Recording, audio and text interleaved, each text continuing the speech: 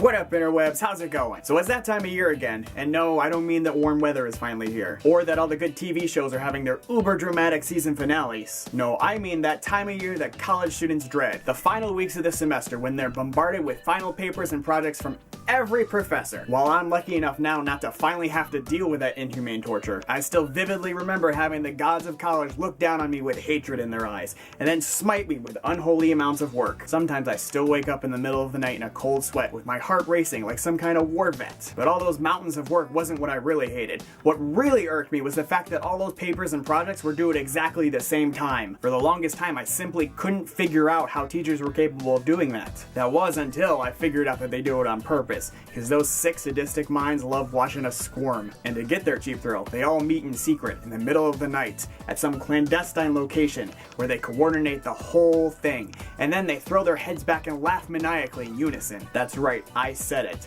Us college kids having to spend the final weeks of our semesters holed up in our rooms surrounded by highlighted articles and empty takeout containers, high on coffee and Red Bull, red-eyed from staring at computer screens and getting only a few hours of sleep a night, if we were lucky, was a setup. So today, I'm gonna let you in on academia's dirty little secret, the Great Professor Conspiracy. Now I know what you're thinking. Why, Mike? Why would they do that? They seem like such nice people. Really?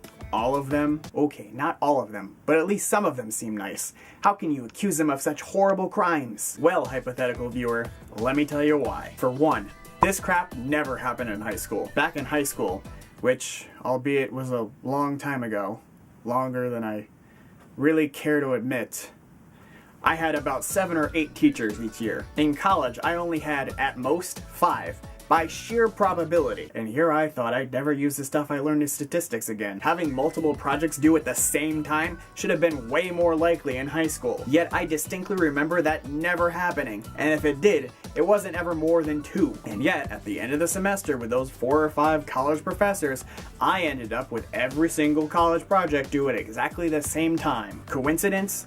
I think not. 2. The way they deny it. Whenever one of our fellow classmates had the guts to make a comment during class to our professor about how they all planned their due dates at exactly the same time, they all reacted the same way. They'd all do that quiet, smug laugh, and then reply in that condescending, fake, reassuring tone. No, of course we don't do that. That's just silly. I recognize that tone. It's the same tone my parents used to use when I was little, and I asked them whether Santa Claus or the Easter Bunny was real. I hated that tone. Correction, I still hate that tone, but that's besides the point. Even 6-year-old me could tell there was something wrong with that tone. The fact that our professors are using the same one proves my point. They're lying to us. 3. What they're actually denying. This is probably what I think is my most damning piece of evidence. So let's take a second and think about what these teachers are actually denying. They're saying that they have zero knowledge about what the other professors are assigning. Yeah, okay. Does anyone else have trouble believing that? Think about it. Let's say that, on average, there's probably a couple hundred actual professors on your typical college campus. If you're a professor, you probably actually know and talk to maybe 50 to 100 of your colleagues. I mean, you see each other walking around campus, you work together, you have an office that you spend a whole lot of time in next to a whole lot of other professors. You know, that one that you're always telling us to visit during your office hours, to ask questions or whatever, that only that one tryhard from class or the foreign exchange student actually go to. I'm even willing to bet that you see a good amount of your colleagues after hours. You have to. I mean, you live in the same general area, you have the same schedules. I'm sure you're running into each other at the grocery store, or when you go out to eat, or at the gym. Hell, you probably run in the same social circles as some of them. You're practically socializing as much as the students are. And unlike us, you're spending a lot more time with these people than just 4 years. Or less, if you think college is a race and you get a trophy at the end if you get there first. Newsflash, you don't. You get a job, a boss, and bills. You freaking lose. Anyway, you know these other professors